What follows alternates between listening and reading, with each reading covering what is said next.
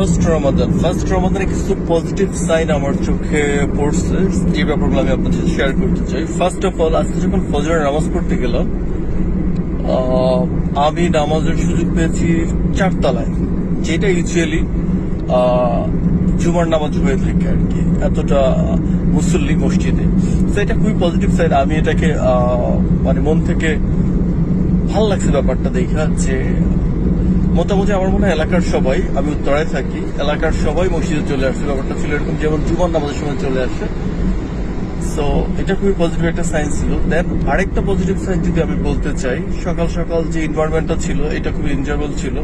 দেন আমি যখন অফিসের জন্য বেরোই, মানে এখন আমি অন দ্য ওয়ে আছি, সো এই সময়টায় আমি 8টার পরে বেরোইছি, রাস্তা একেবারেই ফাঁকা। রাস্তা ফাঁকা মানে একেবারেই ফাঁকা, যেটা আমি যদি আপনাদেরকে একটু দেখাই, আমি গাজীপুরের রাস্তায় আছি, ময়মনসিংহ হাইওয়েতে, ঢাকা ময়মনসিংহ হাইওয়েতে।